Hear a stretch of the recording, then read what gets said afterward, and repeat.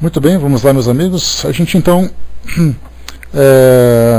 iniciando o nosso trabalho do Livro dos Espíritos, quarta parte, Esperanças e Consolações, capítulo 2, Penas e Gozos Futuros.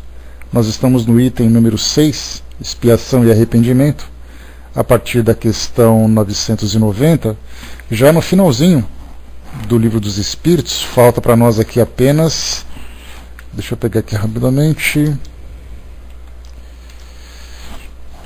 falta para nós aqui duração das penas futuras, ressurreição da carne, paraíso, inferno, purgatório e paraíso perdido, que são os temas que, para concluir aqui o nosso Livro dos Espíritos. Depois nós vamos para a conclusão propriamente dita, e a gente começa em seguida, terminando o estudo desse nosso livro, né, a releitura, a segunda releitura que a gente faz do Livro dos Espíritos durante esses 8 anos que a gente vem se encontrando.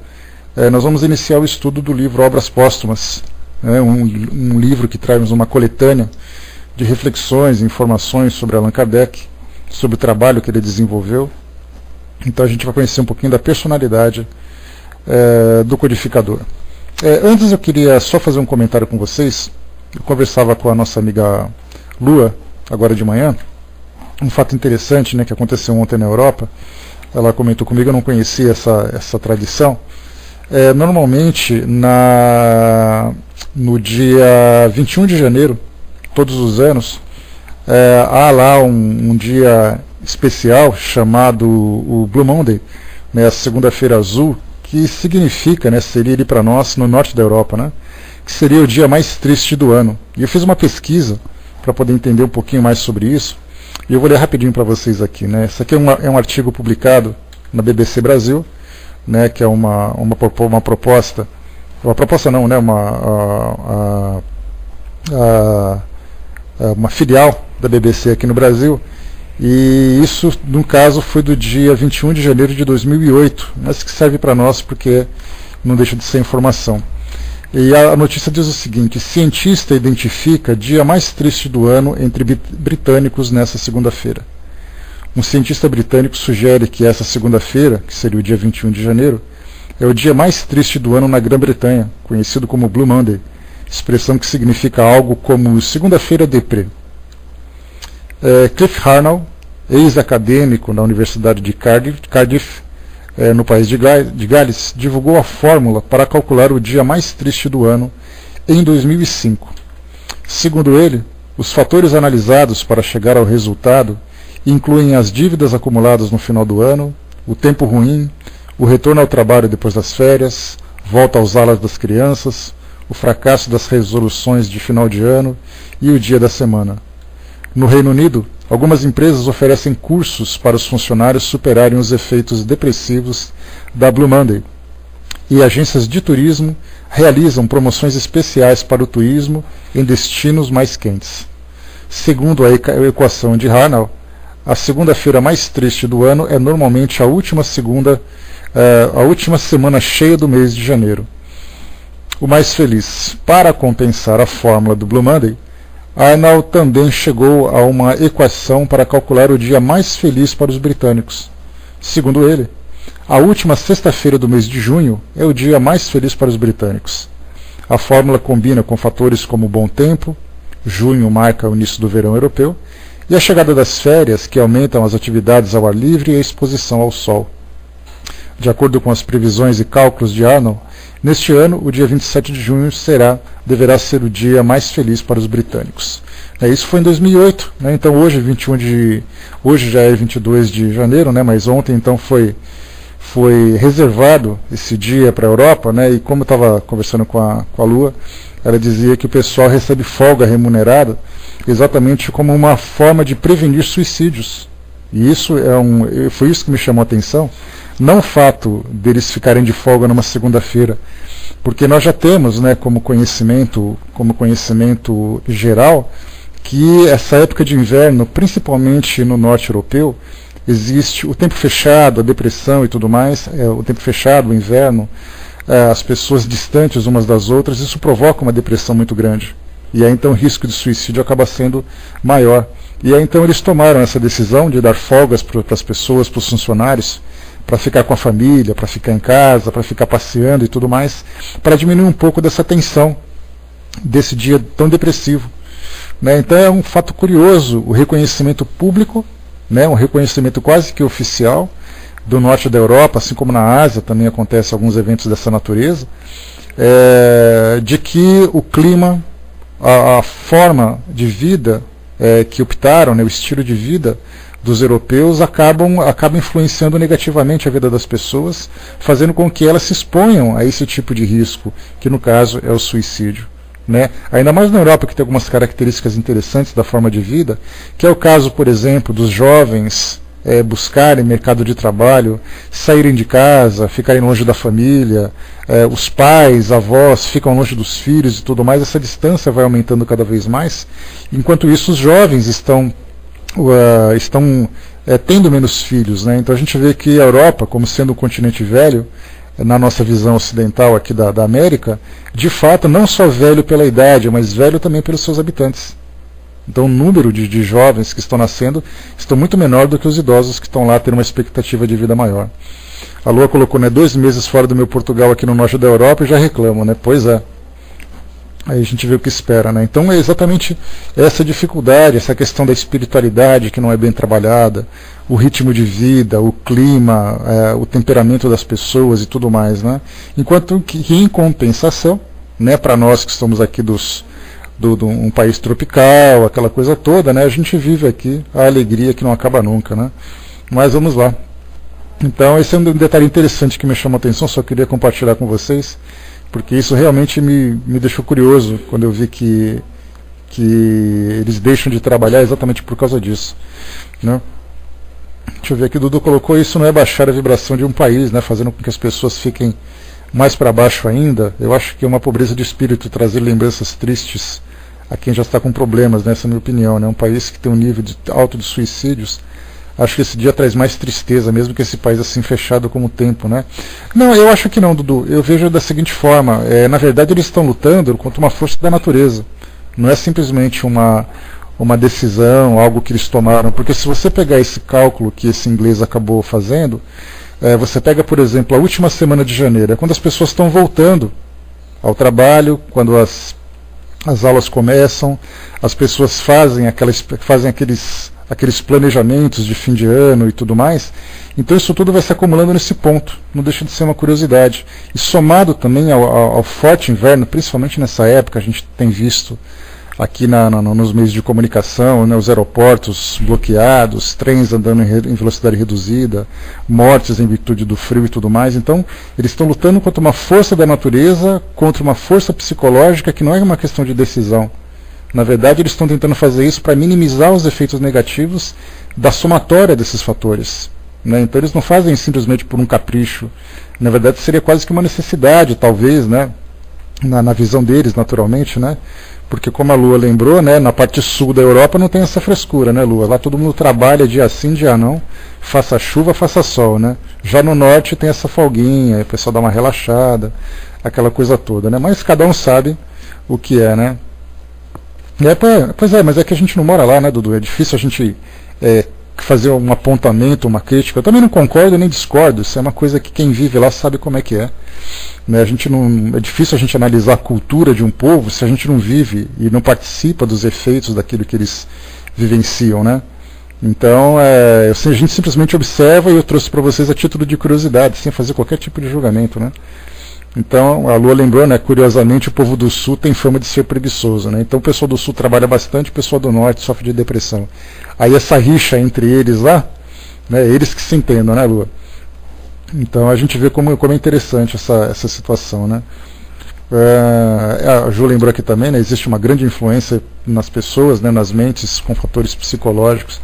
Então, é assim, né, quando a gente pega um fato como esse, assim como acontece, por exemplo, na Coreia, a taxa de suicídio, já trouxe para vocês essa informação, a taxa de suicídio entre jovens é significativa e preocupante também.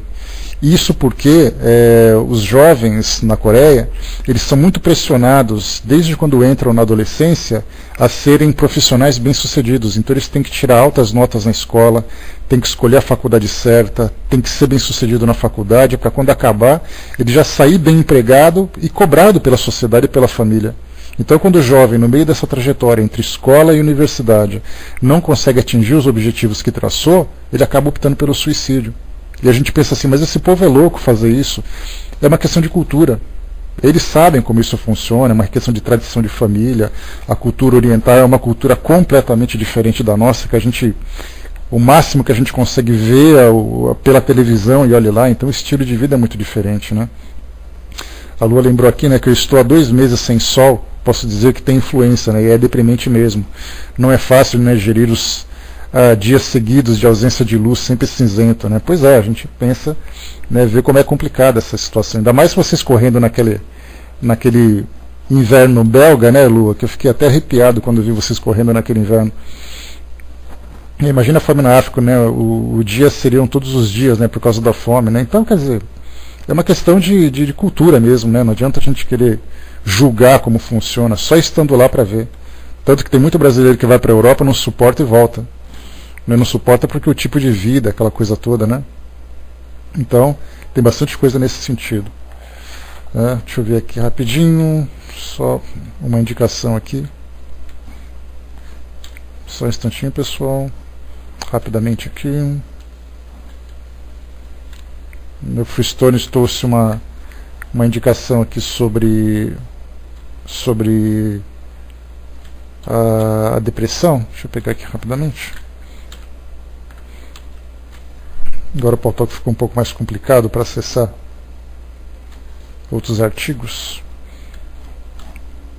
Aqui rapidamente. No finalzinho eu passo para o pessoal, Freestone. Mais fácil, senão a gente vai perder nosso tempo por aqui. Né? Deixa eu ver aqui. Vamos lá. Bom, tudo certo com o áudio, pessoal? Tudo belezinha? Alguém está com problema ou é só a Zélia que está com essa dificuldade? A Bela colocou, né, o pessoal do norte é muito frio, falta solidariedade do pessoal do sul, né? Então realmente tem isso, né? Maria Lúcia colocou para nós aqui também, em 2011 fiz uma excursão aos países nórdicos. Fiquei admirado quando vi num dia de sol lá o pessoal nas praças admirando o sol como um rei, né? Pois é, aqui a gente passa por ele sem sequer dar conta, né? Isso, beleza, Fristone. Tá certo, então. Vamos lá. Bom, nós vamos então fazer esse nosso trabalho, como eu comentei com vocês. A gente vai refazer, na verdade, esse nosso tema. Só queria fazer esse parêntese para chamar atenção para situações, para saídas que o ser humano acaba encontrando, para as dificuldades que ele enfrenta, né? Então, a gente já viu aqui mais uma curiosidade para todos nós, né? Sem falar nisso, né, Guga? O Sol tem uma influência positiva, né? Muito direta sobre o próprio organismo. Não é apenas uma questão psicológica, é uma questão orgânica também. Esse é o detalhe. Né? Mas vamos lá. Pessoal, a gente vai então fazer o nosso item número 6, expiação e arrependimento. A gente vai refazer alguns comentários e tudo mais, mas vamos em frente. Questão 990. Vamos lá então, concentrando aqui no nosso estudo. Bom dia, pessoal que chegou. O arrependimento se verifica no estado corpóreo ou no estado espiritual?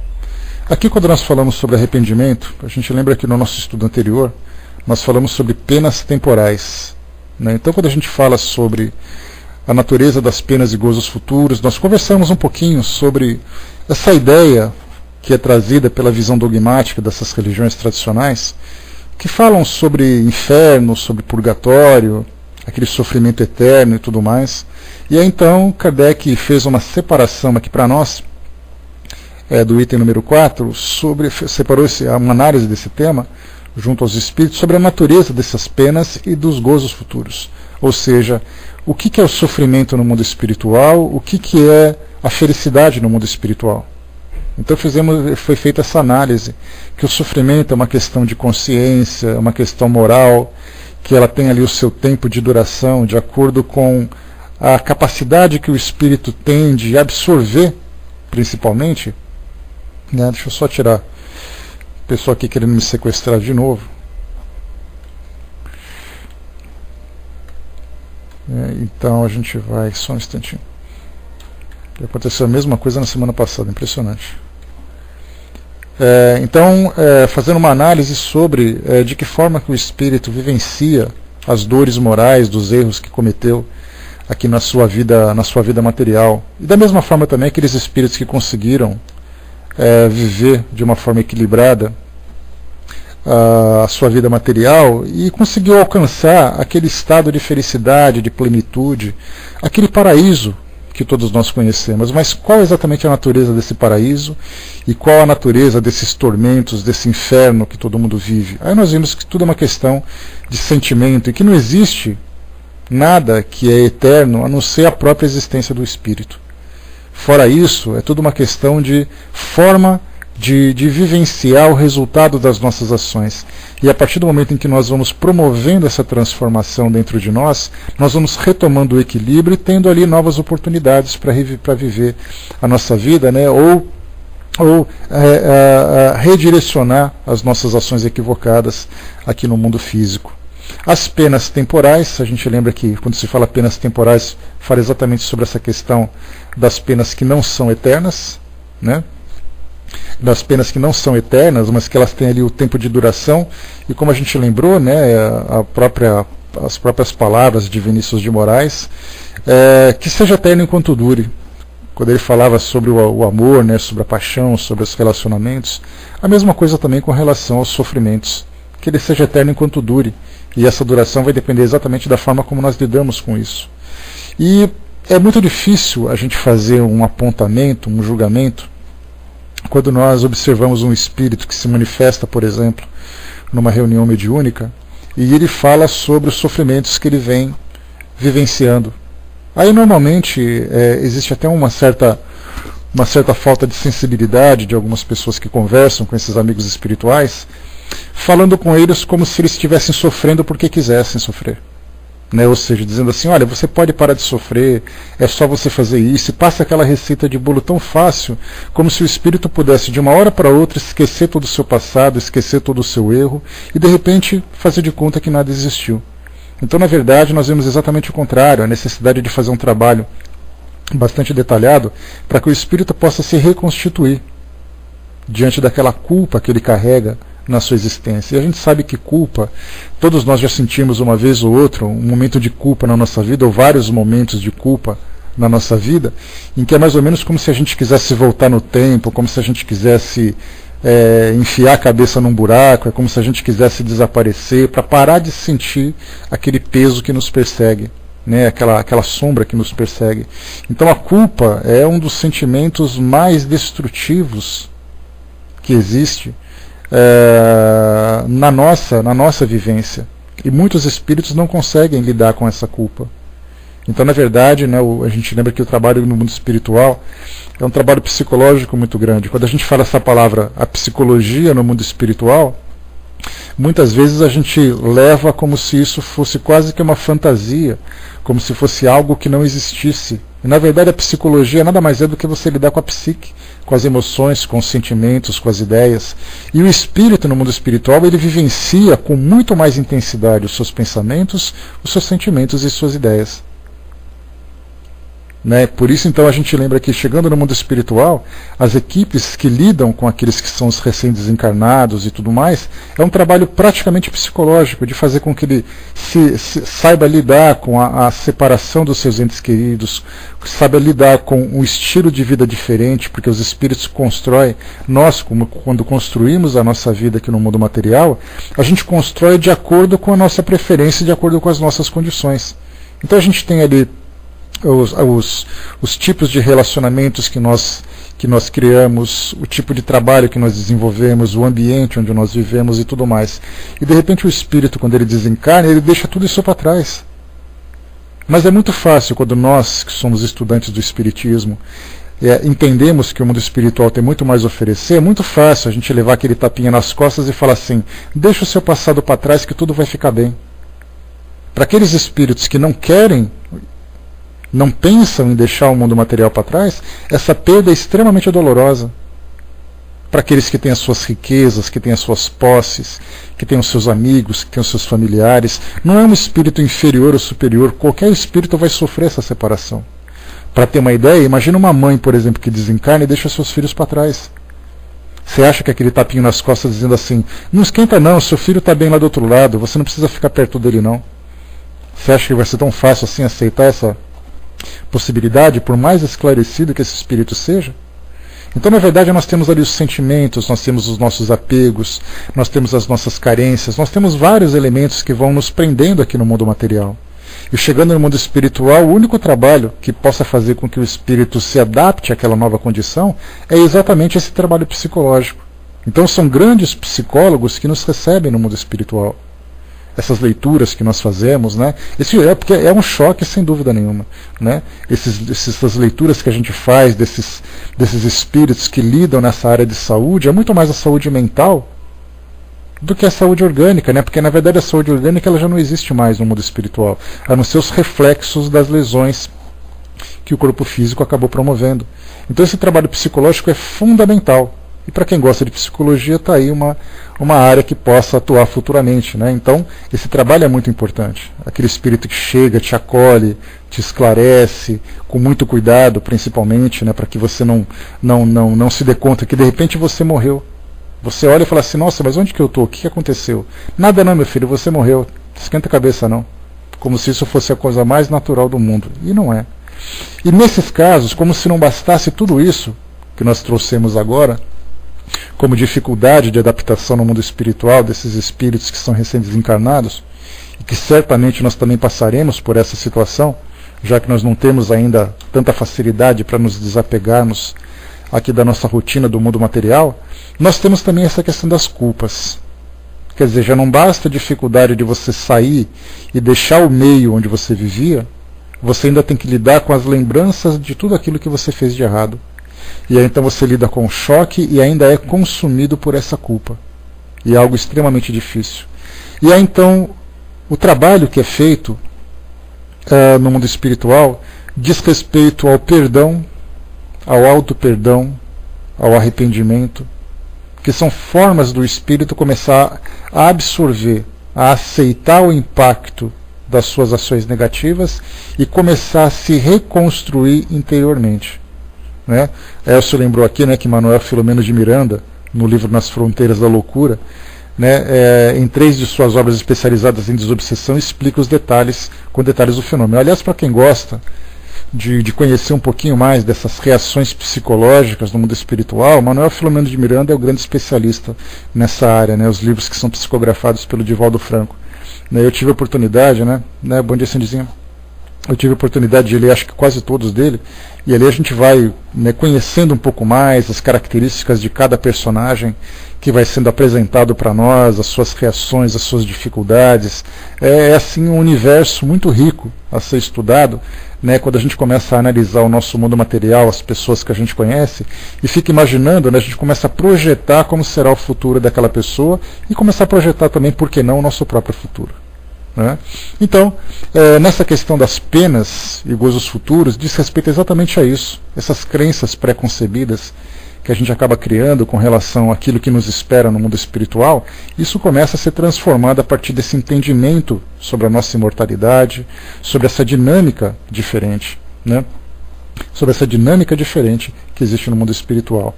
Então aqui nessa primeira questão, na 990, Kardec pergunta sobre o arrependimento, expiação e arrependimento. E a gente traz aquela lembrança, daquele processo, aquelas 3 etapas desse processo de reconstrução ou de regeneração do mundo espiritual. Quando a gente fala, por exemplo, que primeiro diante de uma falta, diante de um erro que o espírito comete, diante da culpa, primeiro vem o arrependimento. Quer dizer, ele se arrepende daquilo que ele fez. E esse arrependimento é o primeiro passo para que ele possa se desenvolver. Porque, na verdade, quando a gente vê muitos desses espíritos que cometem esses crimes perante essas leis divinas, a gente não fala necessariamente em crime contra a sociedade, porque isso a gente vê o tempo todo, mas crime contra as leis divinas, de acusar alguém injustamente, de você fazer algum comentário destrutivo, de você trair a confiança de alguém, seja em que nível de relacionamento for. Então isso não deixa de ser, né, uma falta a essa lei divina, que é principalmente a lei do amor. Quando a gente infringe essa lei, a gente normalmente provoca lesões ou em nós, ou nas pessoas que foram alvo das nossas faltas. Então o arrependimento me coloca naquela condição de não desejar ter feito aquilo, mas infelizmente foi feito. Agora, a grande maioria das pessoas que faz esse tipo que toma esse tipo de atitude, toma com justificativas, ou seja, ele justifica aquilo que ele fez como se aquilo que ele fez fosse legítimo. Então ele diz assim: olha, eu fiz e não me arrependo. Quantas e quantas pessoas a gente vê fazendo isso? Até nos crimes mais bárbaros da sociedade, alguém que comete um assassinato, por exemplo, um roubo e tudo mais, você faz uma pergunta para ela: escuta, você está arrependido de ter feito isso? Não, não estou arrependido porque ele merece. Basta a gente ver, né, nas reuniões de desobsessão, principalmente do mundo espiritual, né, que a gente vê que os espíritos chegam e falam assim: olha, eu estou aqui prejudicando ele por um motivo de vingança. Essa vingança é exatamente a justificativa que ele encontra para não encontrar qualquer motivo para sentir culpa. Mas nem por isso ele deixa de sofrer. Mas ele está disposto a aceitar esse sofrimento. Basta simplesmente que ele se satisfaça com o desejo de destruir aquele que é o seu inimigo, aquele que considera como inimigo. Então o arrependimento não chega, não é acessível a todas as pessoas com tanta facilidade como a gente imagina. E até mesmo o arrependimento, como a gente já conversou sobre isso, o arrependimento ele tem dois níveis. Vocês se lembram? O primeiro nível do arrependimento é aquele que você se arrepende quando você sofre. Imagina aquela seguinte condição que eu já comentei com vocês. Você chega numa delegacia, encontra ali meia dúzia de jovens algemados por terem cometido um crime de delinquência, de apedrejamento, de pichação, alguma coisa. Aí você pergunta para ele: escuta, meu filho, você está arrependido do que você fez? Ele vai dizer assim: sim, senhor, estou muito arrependido. Mas a pergunta é: por que ele está arrependido? Porque ele teve consciência do que ele fez alguma coisa errada? Ou ele está arrependido porque ele foi preso? Normalmente ele está arrependido porque foi preso. E é mais ou menos o que acontece com todos nós. Nós chegamos no mundo espiritual e quando nos deparamos diante das nossas faltas, com o resultado das nossas faltas, nós ficamos arrependidos. Mas ficamos arrependidos porque a coisa aconteceu. Porque o resultado negativo veio e nos afetou. Não é simplesmente porque eu cheguei no mundo espiritual e fiquei assim: poxa vida, eu não devia ter feito aquilo com ele. Essa já é a segunda parte, que é exatamente a lucidez, o esclarecimento, o despertamento, quando eu tenho consciência de que fiz alguma coisa errada, independente de me terem pego, de eu ter sido atingido, afetado pelo resultado negativo. E aí então esse arrependimento é o verdadeiro. É aquele que promove a evolução do espírito com mais rapidez, porque ele fez a sua própria transformação pela vontade, pelo despertamento e pela conscientização. Já a grande maioria de nós nos arrependemos pelo resultado negativo do nosso empreendimento. É aquele caso, por exemplo, de infidelidade, é aquele caso de negligência no trabalho. O indivíduo, por exemplo, não queria trabalhar, né? Professor, um grande abraço, dá um beijo na Edith lá, meu querido. Tá, ficamos preocupados com ela, depois a gente conversa. Tá, bom dia pessoal que chegou. Então, normalmente a gente fica arrependido. Então, como eu falei para vocês, uma questão de traição, não necessariamente traição conjugal, eu falo traição em relacionamentos de um modo geral.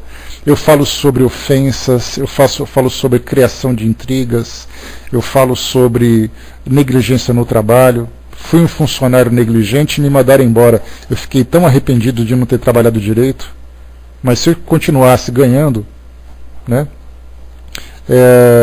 como eu estava ganhando bem e nada acontecia, então está tudo tranquilo, está tudo bem. Então quando a gente vê assim que existem esses dois níveis de arrependimento, o arrependimento quando nós sofremos o efeito, o arrependimento quando nós despertamos a nossa consciência. Esse segundo é o mais importante de todos e infelizmente é o mais raro que existe, né? O Elcio colocou para nós aqui também, né? O soldado colocou em cima, né? Natural, né? Pois consequentemente, né, ao ato incorreto vem o sofrimento, até aquele espírito reconhecer o seu erro.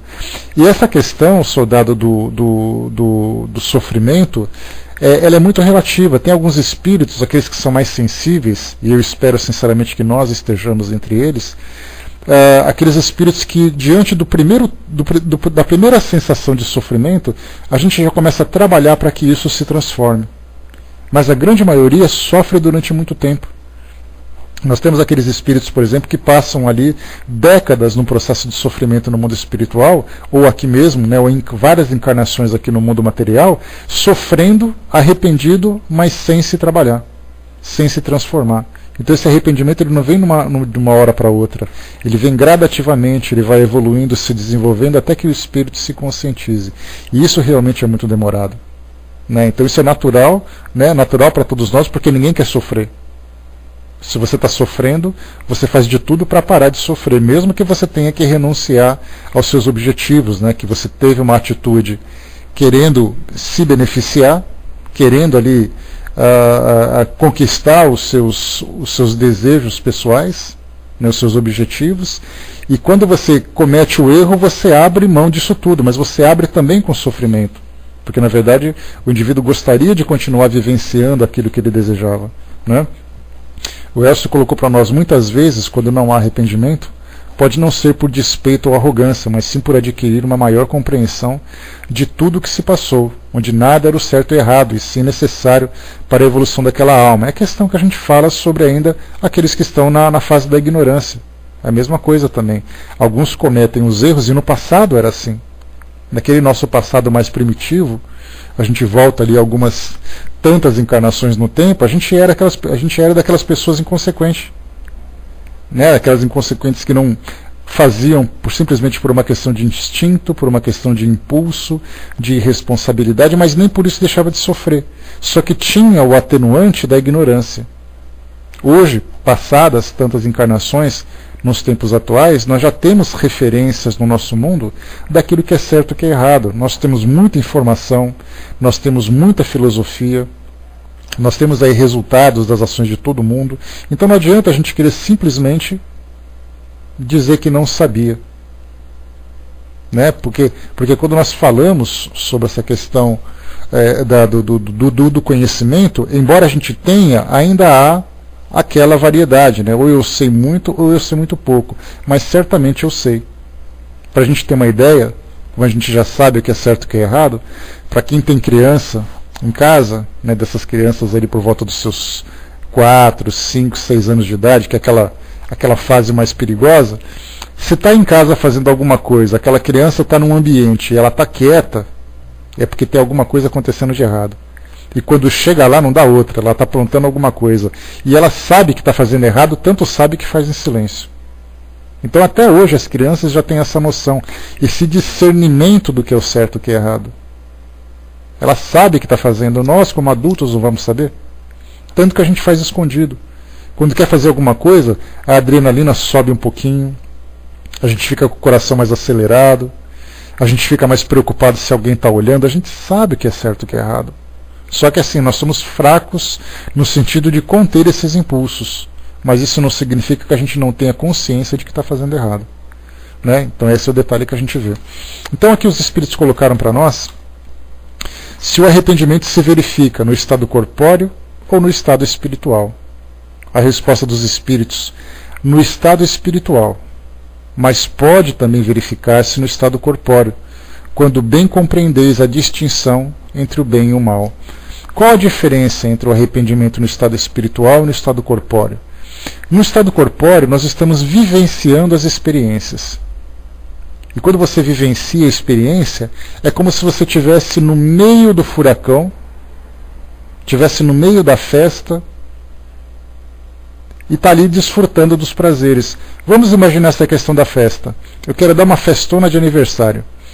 Aí então eu contrato isso, compro aquilo, chamo todo mundo, aquela coisa toda, meu cartão de crédito vai para lá, meu cartão de crédito vem para cá, compro fiado, pego emprestado, faço a festa e estou curtindo a festa. Não estou preocupado, até penso um pouquinho, né? Poxa vida, acho que eu gastei bastante, mas eu estou curtindo, meus amigos estão aqui, aquela coisa toda. Aí acaba a festa.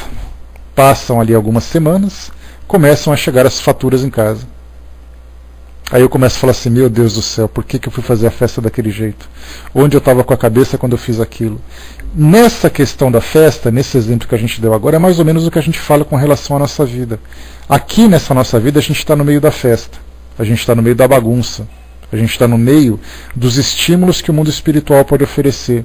E dificilmente a gente vai parar para refletir consciencialmente, cuidadosamente, com responsabilidade sobre cada uma das nossas ações. A gente age de acordo com as circunstâncias, meio que seja que Deus quiser. Só que nesse seja que Deus quiser, Deus quer que seja do jeito que as leis são propostas. E aí então a gente vive a nossa vida um dia depois do outro, relacionando-nos com as pessoas, né? Nós nos relacionamos com as pessoas, nós tomamos as nossas decisões e tudo mais, e tentando acertar. A gente vive na questão da tentativa, e quanto mais esclarecimento a gente busca, quanto mais desejo de acertar a gente tem, menos a gente erra. Nós não somos imunes aos erros.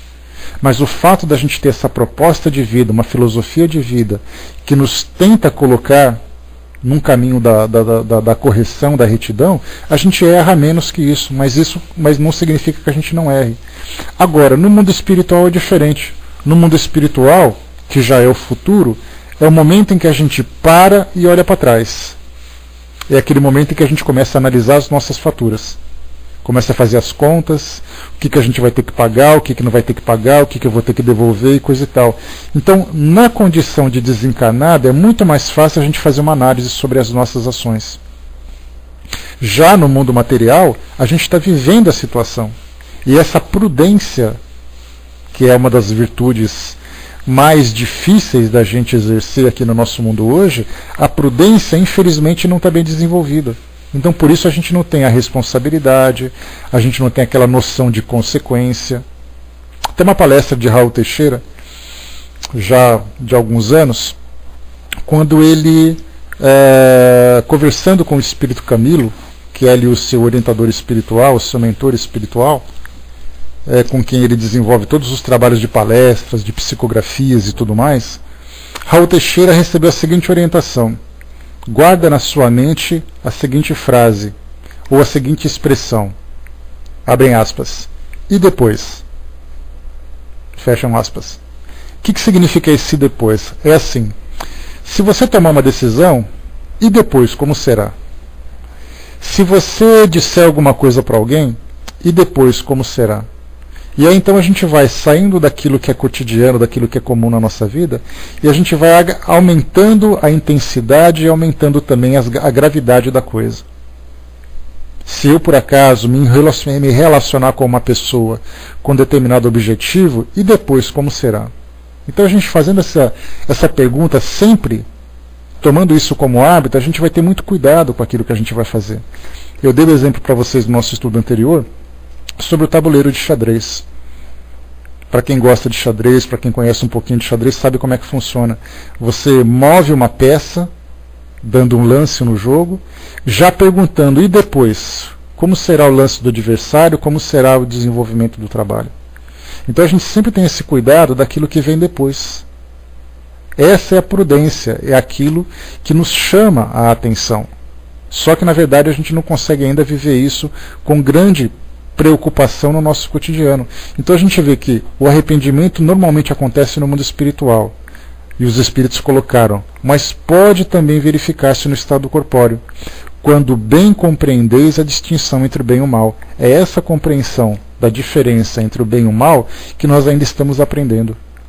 E pelo fato de sermos aprendizes, nós nos expomos naturalmente a todos os riscos do erro que nós podemos cometer.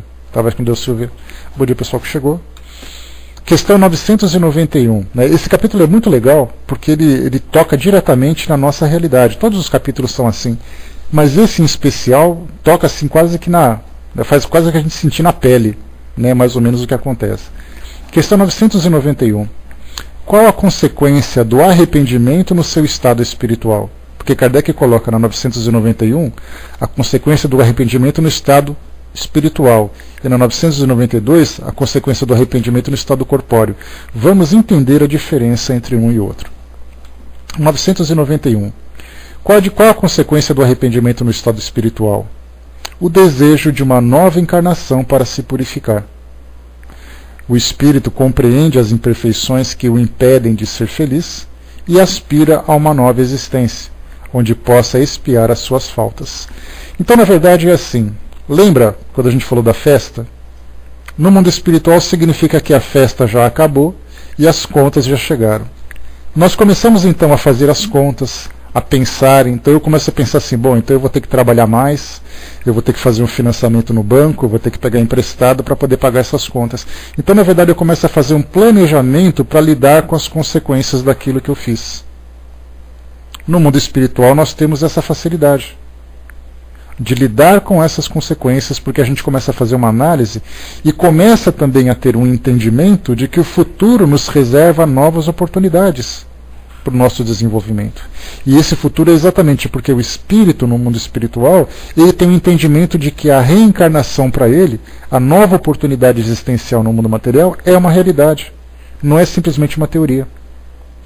Já nós aqui do mundo material, a gente pensa na reencarnação como uma ideia interessante.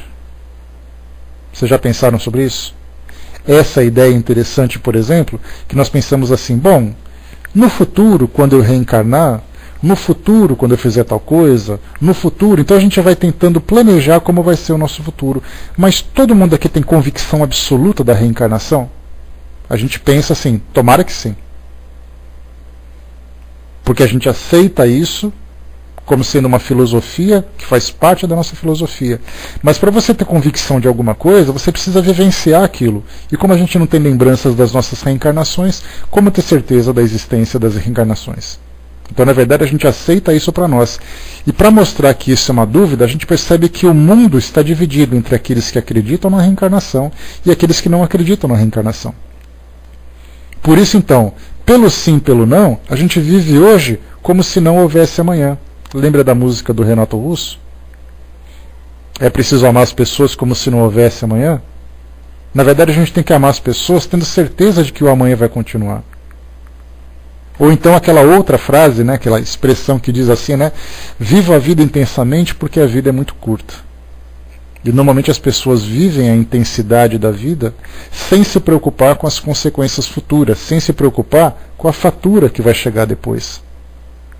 Daí então, quando a gente vê que no mundo espiritual nós somos capazes de fazer uma análise do nosso passado e de fazer um futuro certo, convicto, porque você está vivenciando aquela experiência de planejar um futuro diferente, de querer fazer a coisa de um modo diferente, de querer fazer a coisa com o objetivo de consertar aquilo que foi mal feito.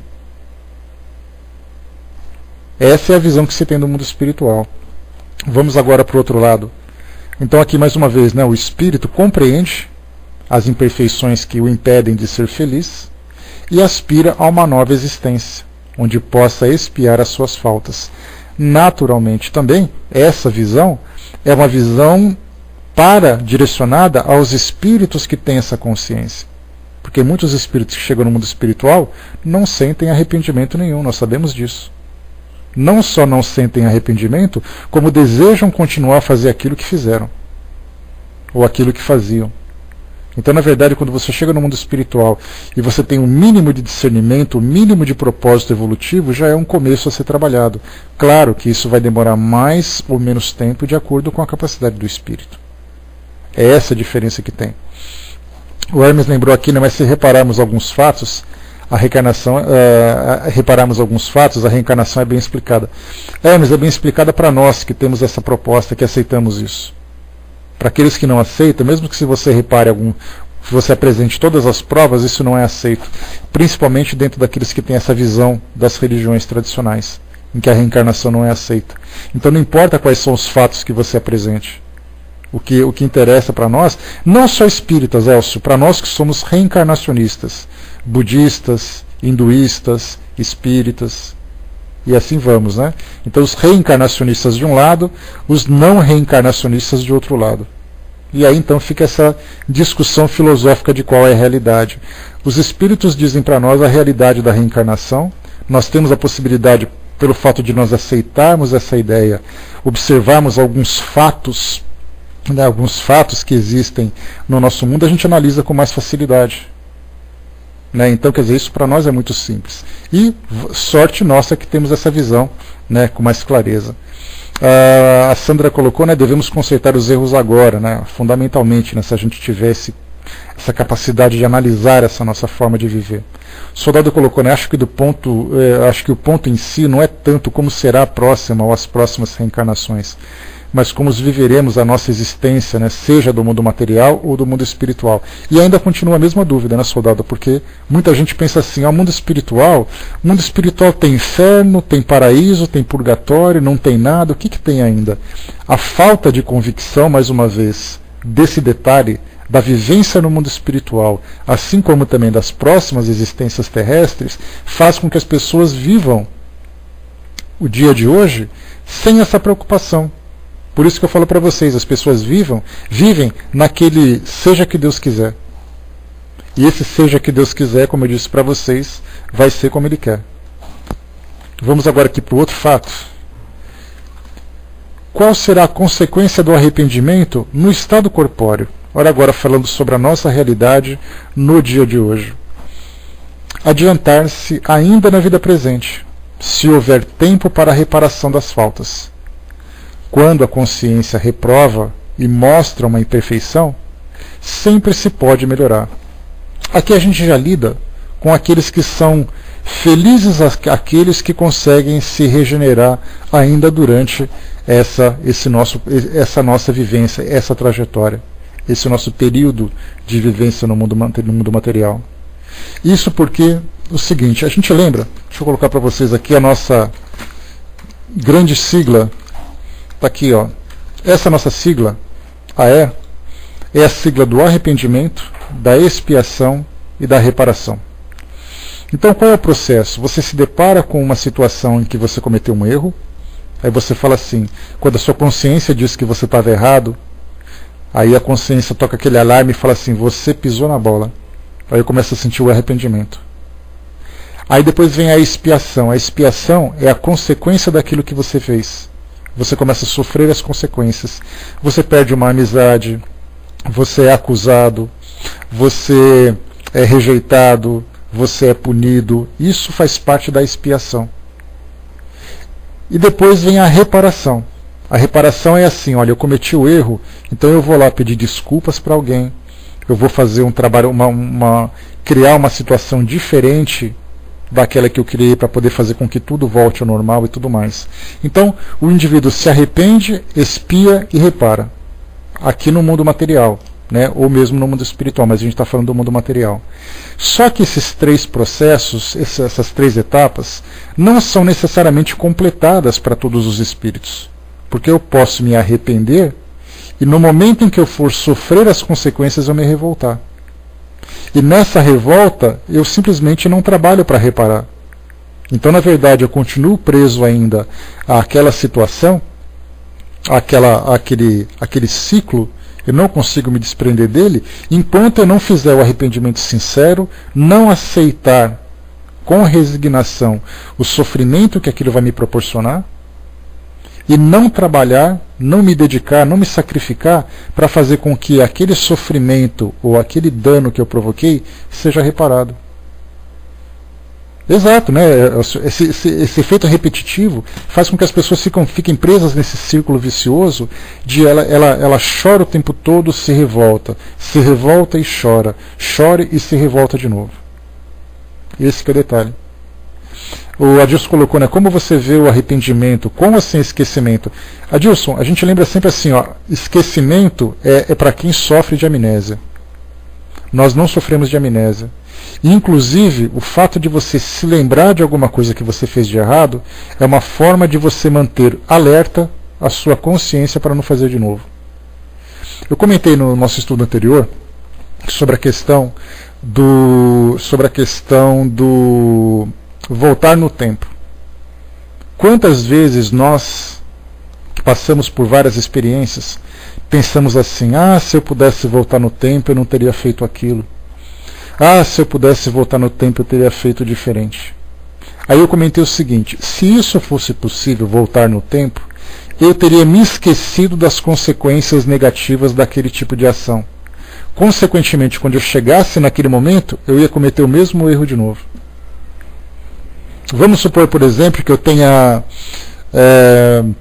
a gente vê muito isso, né? Eu tive oportunidade de de observar um fato de uma jovem que engravidou do namorado.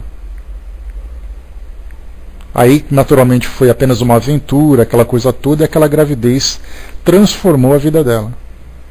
Claro que ela tem um amor pelo filho, mas a vida dela mudou de rumo. Todos os planos profissionais, sonhos que ela poderia construir e tudo mais, foi transformado por aquela gravidez. E aí então ela pensava assim, olha, se eu pudesse voltar no tempo, eu faria diferente. Eu não teria engravidado, eu teria tomado cuidado e teria esperado o momento certo para engravidar. Aí a gente aplaude, nossa, que visão bonita. Só que se ela tivesse voltado no tempo, ela teria feito a mesma coisa. Porque ela não teria vivenciado a experiência. E essa experiência deu para ela a lembrança, deu para ela na memória o registro de uma ação negligente que ela cometeu. Então, na verdade, se nós nos esquecermos das coisas que a gente faz de novo.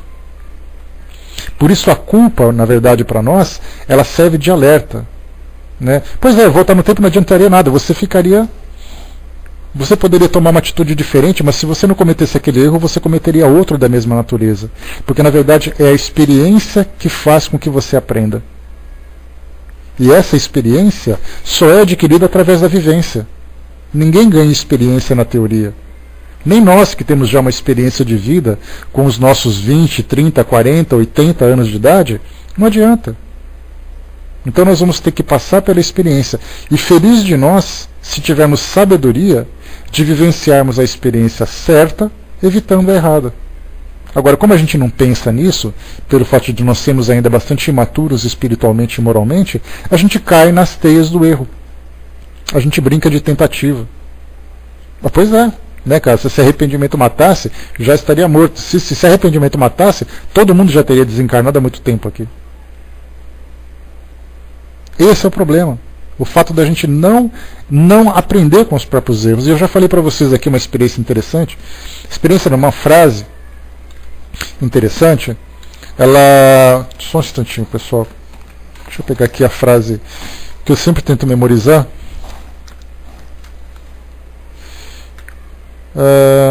Deixa eu ver aqui. Só um instantinho. Tá aqui, ó. É uma frase que eu sempre gosto de guardar e vale a pena a gente colocar de novo.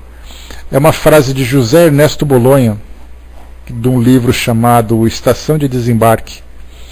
Ele diz assim: há pessoas que não aprendem nem mesmo com os próprios erros, são os arrogantes. Outras só aprendem com os próprios erros, são os ingênuos. Só os sábios aprendem com os erros dos outros. Então, na verdade, a gente lembra que essa frase, está aqui a frase para vocês, para quem quiser guardar como frase de cabeceira. Está aqui, ó. Está aqui nada, espera um pouquinho só de novo que eu vou pegar aqui outra vez. Estou brigando com o meu teclado aqui, paciência. Aqui. E agora aqui. Muito bem. E da mesma forma, Gandhi também traz para nós uma frase que ele diz assim: de nada adianta a liberdade se não temos a liberdade de errar. Esse é o detalhe, a gente saber lidar com essa liberdade. É o nosso livre-arbítrio. O livre-arbítrio, quando ele é bem utilizado, a gente consegue viver bem. Agora, esse livre-arbítrio, se nós não tivermos sabedoria, como acontece nessa frase, a gente simplesmente vai cair no erro toda hora, o tempo todo. Esse é o fato. O soldado colocou lá em cima, o que leva a pessoa a se conscientizar sobre um fato foi justamente a vivência que ela teve da decorrência do mesmo fato. E quanto mais dolorosa é a vivência, mais intenso é o registro que fica na memória dela. Aí ela não vai fazer de novo. Então, na verdade, como a gente sempre fala, a gente aprende meio que por adestramento. O que é o adestramento? Se você acerta, você ganha um biscoitinho. Se você erra, você ganha um castigo. Nessa nossa fase de adestramento espiritual, nós ainda vivemos assim. Então a gente só aprende vivendo a situação e vendo o resultado. Com o passar do tempo, com o nosso amadurecimento, a gente vai começando a adquirir sabedoria.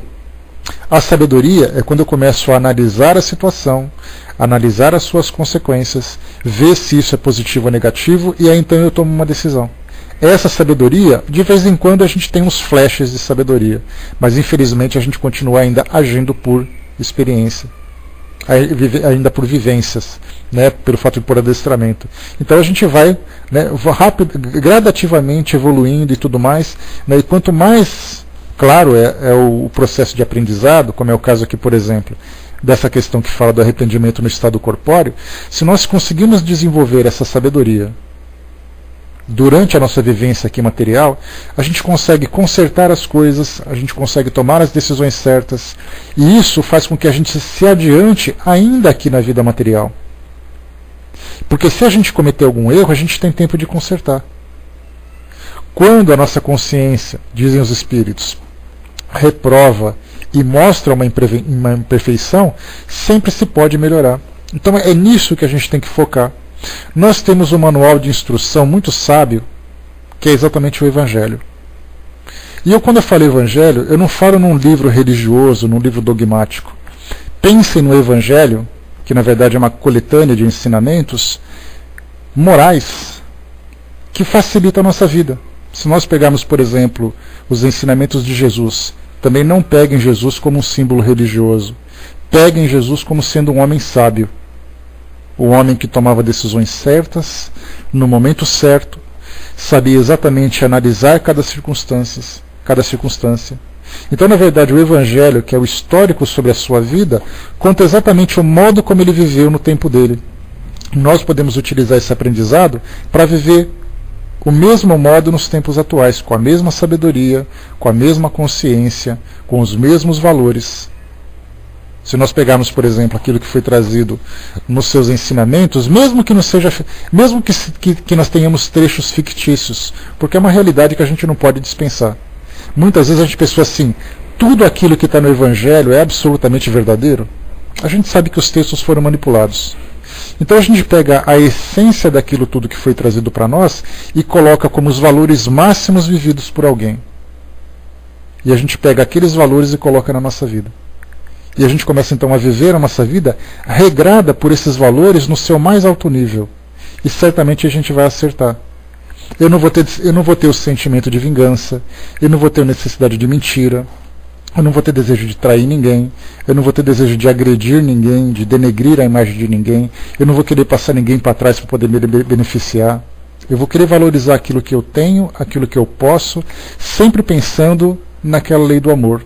Não a lei do amor passional que a gente vive no nosso dia a dia, mas a lei do amor do respeito ao próximo, do respeito a mim mesmo, do respeito pelo mundo. Eu não vou querer me beneficiar das coisas porque os outros fazem. Eu conversava certa vez com uma pessoa e a gente falava assim, poxa, mas por que você não faz aquilo? Aquilo vai te dar muito dinheiro. Aí eu falo assim, mas aquilo é ilegal. Ah, mas todo mundo faz. Eu falei assim, exatamente porque todo mundo faz que a gente está vivendo o que a gente vive hoje. Quando a gente liga a televisão e vê um político corrupto, a gente quer que ele vá preso. Aí quando eu faço alguma coisa ilegal no trânsito, na loja de conveniência, quando eu faço alguma coisa aqui, a coisa ali, para mim está tudo certo. Ele é o errado. Eu tenho uma atitude, por exemplo, me beneficiando de alguma coisa. Não, isso não vai fazer muito mal para muita gente. Aí eu vejo aquele escândalo na televisão e falo, que absurdo, que paizinho que eu vivo, esse mundo não presta. Quer dizer, não presta porque eu faço parte dele. Porque se tirar as pessoas corruptas e pessoas como eu que façam o que eu faço, o mundo seria melhor. Então a gente começa a ter esse discernimento do certo e errado, a gente começa a se sacrificar, percebendo que vivendo do modo correto, o benefício que a gente vai receber vai ser muito maior do que querendo viver com essa esperteza. Infelizmente, Luciano, a lei de Gerson é assim. Só que o Gerson, coitado, ele não tinha essa intenção de ser o malandro da história, né? Colocar o nome dele do rótulo, ele acabou sendo castigado por isso. Então o que nós temos aqui na nossa vida hoje? É a sabedoria e a esperteza. No nosso mundo a gente tem mais esperteza do que sabedoria. Só que a esperteza, na verdade, é a malandragem. E essa malandragem é a lei do mais esperto. É a lei daquele que tem menos valores. Porque quanto mais esperto você tem, menos valores você tem. Porque a esperteza te dá o direito de agir da forma como você quer. E depois, quando a gente chega no mundo espiritual, a gente pensa assim, quando eu chegar no mundo espiritual eu quero encontrar nosso lar. Talvez você encontre o porão do nosso lar. Mas, poxa vida, era uma pessoa de bem, era uma pessoa que não fazia nada de mal. Você não fazia nada de mal, meu filho, mas você era muito esperto, não era? Aqui, infelizmente, você não vai entrar pela porta dos fundos. Aí então vê o arrependimento. Ai, meu Deus do céu, eu me arrependo tanto de ter feito. Se arrepende porque recebeu a fatura errada, né? Porque do contrário ele estaria tudo certinho. Então, na verdade, a consciência tranquila é o patrimônio mais precioso que nós levamos para o mundo espiritual.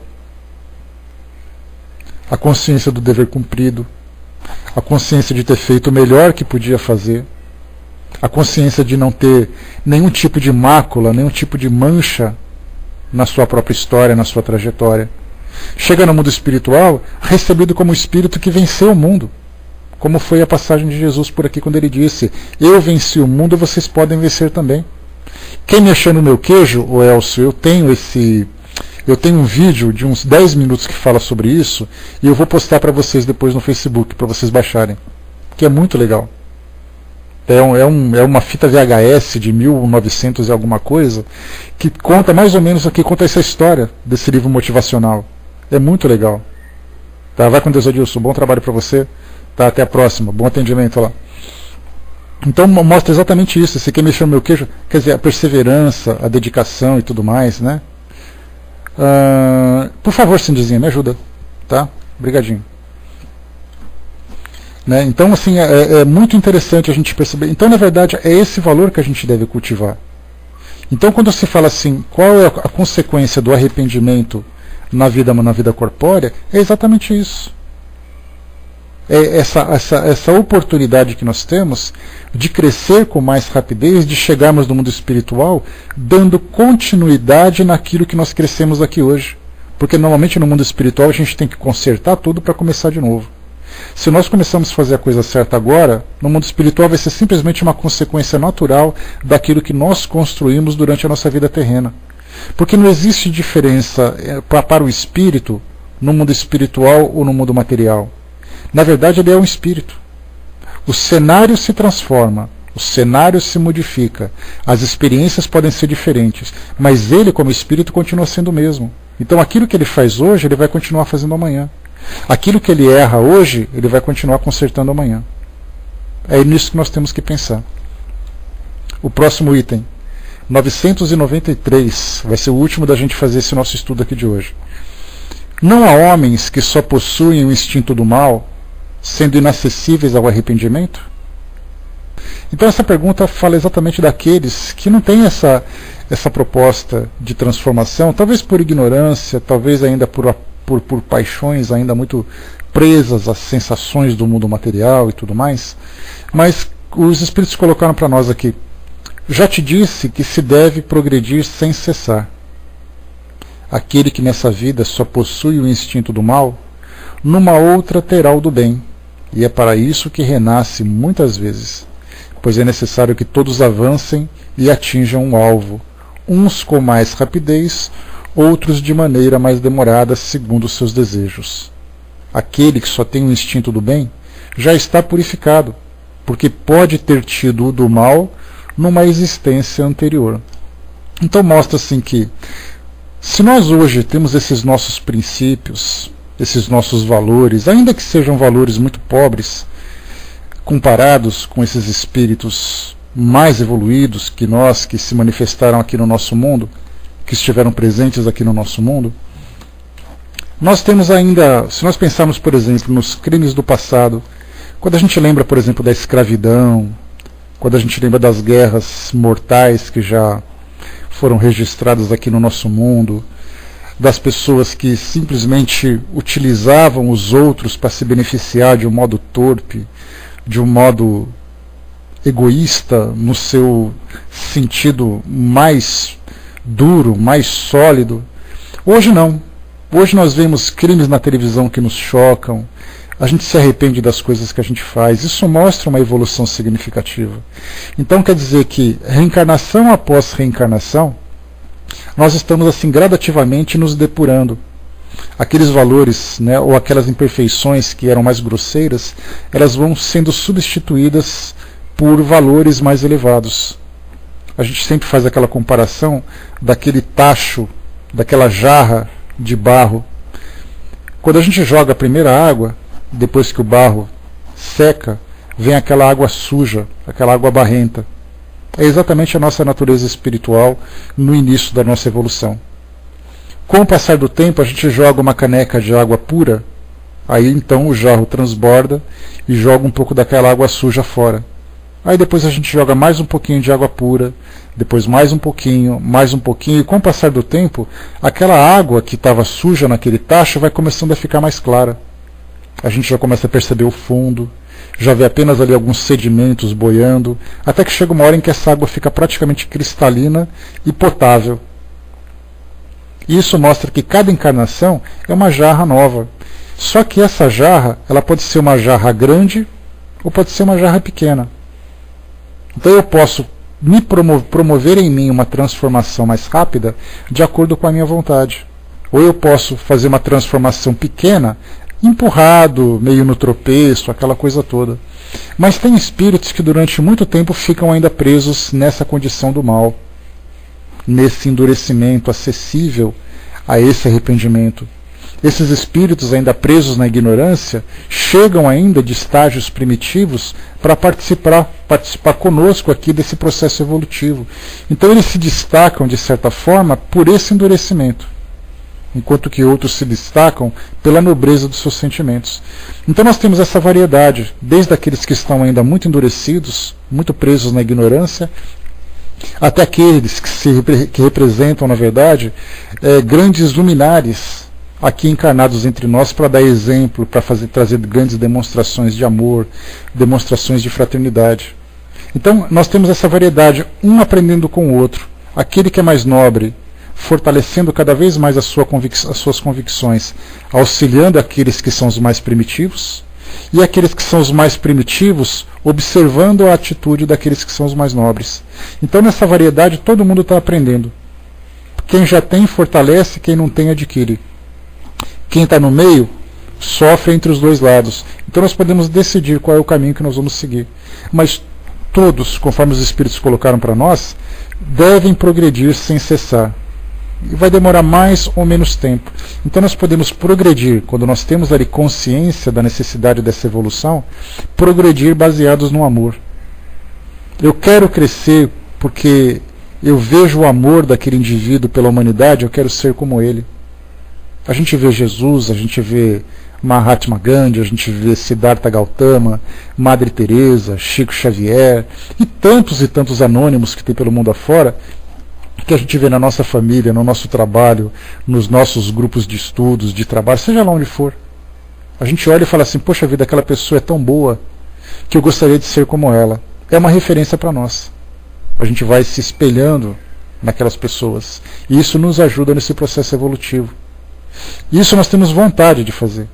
Nós evoluímos por amor. Mas tem aqueles que evoluem pela dor, que é exatamente pelo castigo, pela culpa, pelo sofrimento. Quando ele diz assim, eu não aguento mais sofrer.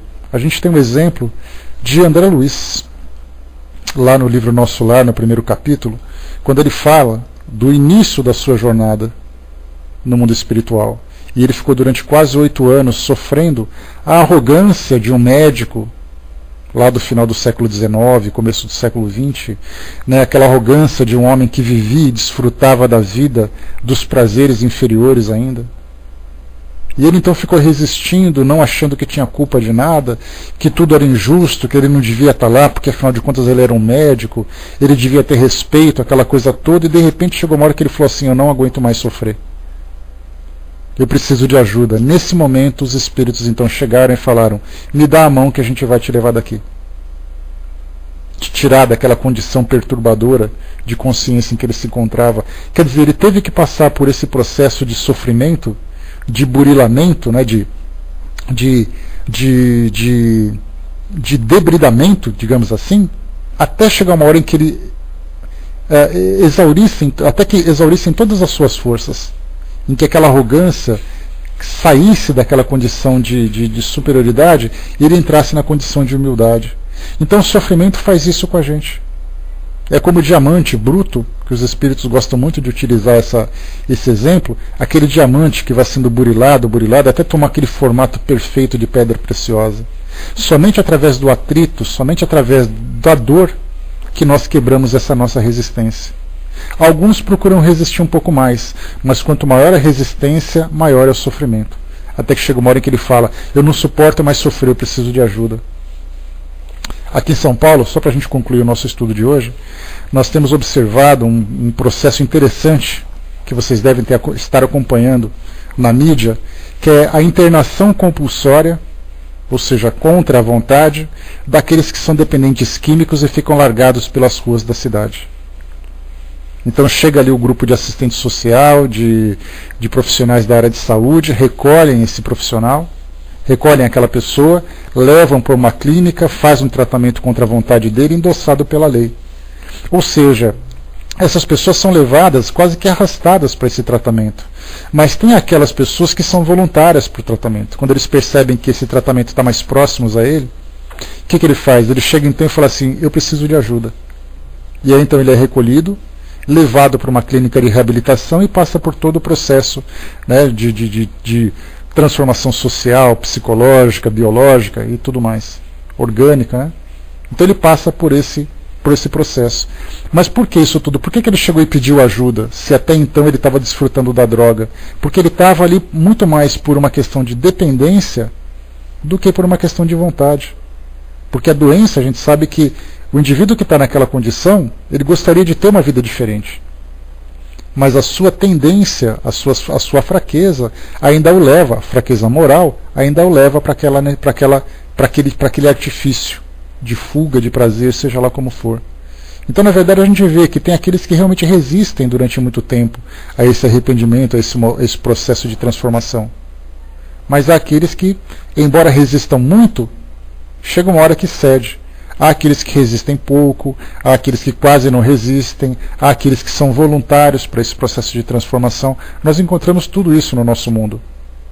Então é nisso que a gente tem que pensar, que quando nós olhamos, né, isso felizmente eu tenho até orgulho de sentir isso em mim mesmo, de olhar para as pessoas na televisão, na rua, um criminoso, e não sentir raiva daquelas pessoas. Isso eu consegui sublimar. De você olhar, por exemplo, para um jovem que está preso por ter cometido um crime, e esse jovem, ele é alguém que se encontra na ignorância. É alguém que, com o passar do tempo, ele vai conseguir aprender. E, infelizmente, vai aprender de uma forma muito dolorosa. E aquela condição dele me desperta compaixão. Porque eu vejo que, na verdade, ele não entendeu ainda o sentido da vida dele. Ele não conseguiu entender ainda que ele desperdiçou uma oportunidade preciosa para que ele pudesse crescer, e ele buscou um outro caminho. Então eu vejo assim, eu percebo que eu não consigo sentir raiva de ninguém. Eu vejo, por exemplo, esses crimes que acontecem, fulano mutilou não sei quem estuprou uma criança. Por mais odiosa ou hedionda que seja a ação que ele cometeu, eu olho para ele como alguém que simplesmente desperdiçou a vida dele. E ele vai ter que sofrer muito para poder se regenerar, para poder sair daquele abismo que ele vivenciou. Então isso a doutrina conseguiu proporcionar para mim como aprendizado, e eu sinto muita satisfação de pensar dessa forma, de não sentir raiva das pessoas. Quando você olha assim para a televisão, às vezes em casa, com amigos, com pessoas, tomara que ele sofra, se eu estivesse lá eu teria matado ele da mesma forma. Eu não consigo pensar dessa forma mais, porque eu simplesmente vejo ele não como um indivíduo que cometeu um crime, mas como um espírito. O espírito que simplesmente tropeçou e vai ter que trabalhar muito para poder se regenerar. Então essa é uma virtude que eu consegui conquistar com muita dificuldade, porque durante muito tempo eu pensava assim também. Né? Se eu fosse um policial naquela hora, eu teria descido o sarrafo nele. Não. Se eu fosse um policial naquela hora, eu falava, meu filho, você não imagina a besteira que você acabou de fazer. Você não imagina a dor que você provocou para você, para sua família, para os seus filhos, para os seus pais. E isso por quê? Porque ele é simplesmente um espírito numa condição de ignorância. E ele vai ter que aprender de novo com muita dor. Meus amigos, fechando por aqui então. Né, a gente vê essas pessoas na rua, muita gente diz assim, né, se eu pudesse, eu matava todo mundo e limpava a cidade. Que beleza, hein? Um dia alguém vai querer te matar também por pensar dessa forma. Alguém vai dizer assim, se eu pudesse, eu mataria pessoa como você para deixar a cidade melhor. E assim a gente vai um querendo matar o outro com as suas justificativas, com as suas histórias. Bom, meus amigos, a gente fecha por aqui. Eu vou passar até para o professor, que vai trazer um depoimento para nós aqui interessante. E já aproveita, já conclui aqui com a nossa prece de encerramento, que a Cindizinha já te escalou então. Beleza? Então a gente fecha por aqui, né?